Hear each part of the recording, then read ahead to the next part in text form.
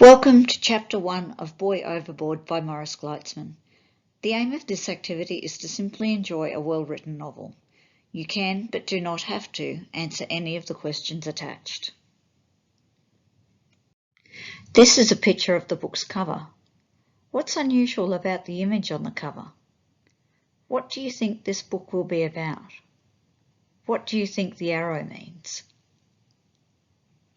This is the book's blurb. Where and when do you think the book is set? How do you know? To go overboard has both a literal and a figurative meaning. What's the literal meaning? What's the figurative meaning? This is a note from the author, Maurice Gleitzman. He writes, "Dear reader, this is a story. It's not about an actual family. It's a story I've made up. But I couldn't have written it without help from the people who so kindly told me about their own incredible journeys. Because I've never been a refugee and I'm not from Afghanistan, I may have got some things wrong. If so, I ask for their forgiveness and yours. I wrote this story to express my sympathy for children everywhere who have had to flee to survive, and for my admiration for the adults who embrace them at the end of their journey. I'm Manchester United and I've got the ball and everything is good.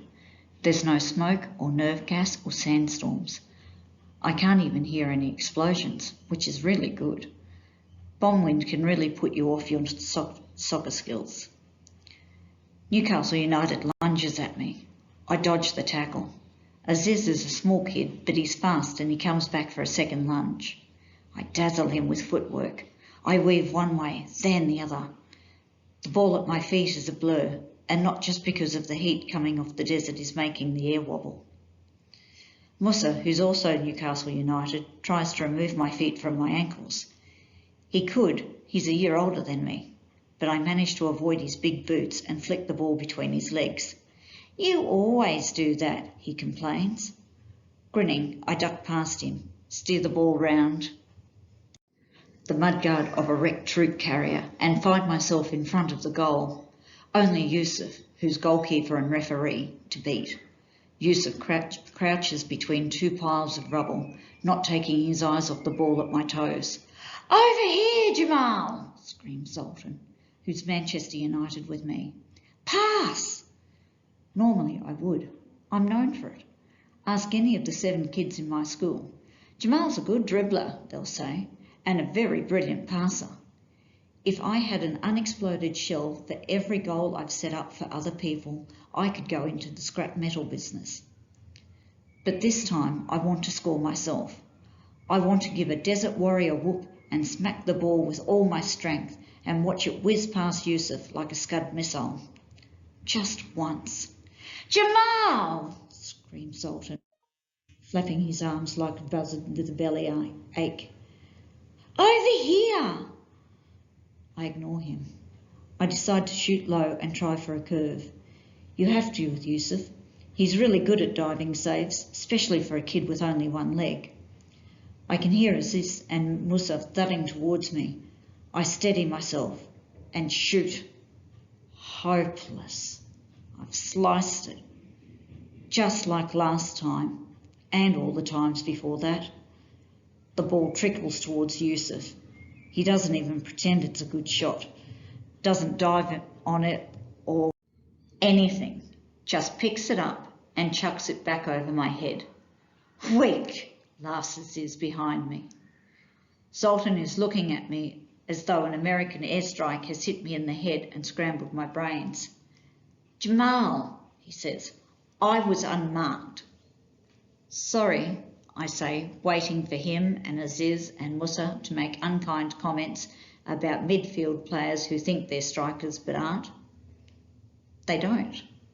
Nobody says a word. I realise they're not even looking at me. They're staring at something behind me. Their faces are frozen. Their mouths are open. They're in shock.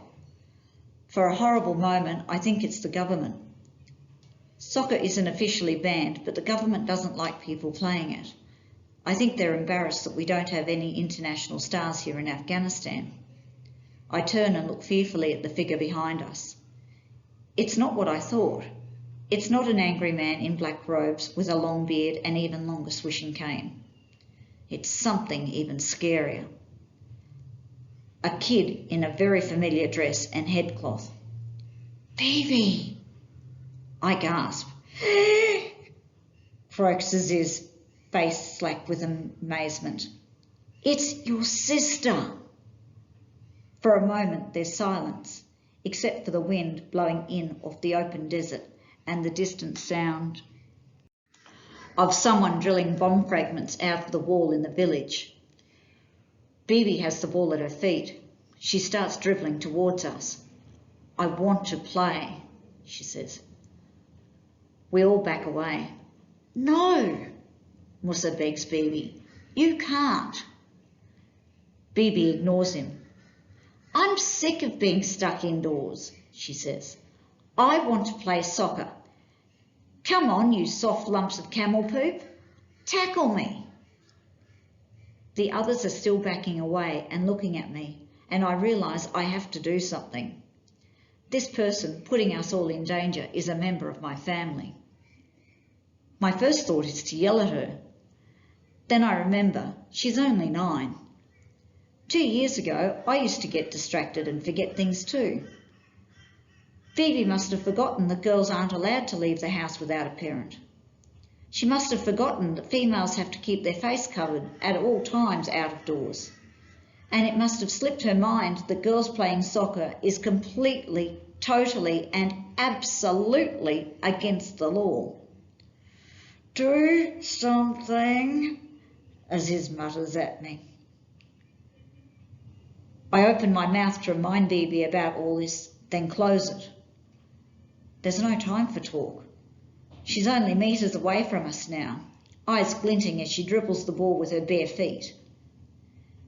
If a government official out for a walk in the desert sees this, he'll be slashing us with his cane before I can say, "She's only 9." And then the government police will come round to our place and drag Mum and Dad off for not controlling their daughter. "Tackle her," I say to the others. They stare at me, confused. "Get the ball off her," I say. Now they understand. We all lunge at Bibi. Without slowing down, she sidesteps Aziz, weaves past Musa and flicks the ball between my legs. I can't believe it. She's remembered every single ball skill I've taught her. "That's not fair," I yell as I sprint after her. "You promised you'd only do soccer in your bedroom. You promised." She ignores me and heads for goal. Yusuf, uncertain, crouches on the goal line, eyes on the ball. Sultan has caught up with her. "Bibi," he yells, "over here, pass." I can't believe it. All Zoltan can think about is getting a shot at goal. Suddenly, I don't want Bibi to pass to him. I want her to have a shot herself. "Me!" screams Zoltan. Bibi ignores him. Without steadying herself or pausing to pull up her skirt, she shoots. It's a great shot, low and hard. Yusuf dives, but the ball scuds past his fingers and hurtles into the rocket crater behind him. "Yes!" I hear myself yell. "Goal for Afghanistan!" yells Bibi. Panting, she gives me a proud grin. I grin back. Then I remember I'm her older brother, and it's my job to be stern with her when she's risking everyone's safety, including hers. Aziz and Musa and Zoltan are staring dumbstruck after the ball, which has disappeared over the other side of the rocket crater. "I'm going home," says Aziz. "Me too," says Musa. "Me too," says Zoltan. The 3 of them sprint away. "I think they're going home to practice in their bedrooms," says Bibi. She doesn't seem to realise I'm giving her a very stern glare. "I'll get the ball," she says. "Then we can play one-a-side with Yusuf in goal." Before I can stop her, she's running towards the rocket crater. "Bibi!" I yell. "Come back!" Get after her, says Yusuf, still sprawled in the dust. Normally I'd help Yusuf to his foot after a big dive like that, but there's no time. I sprint after Bibi. On the other side of the rocket crater is the open desert. Bibi must have forgotten why we don't go there.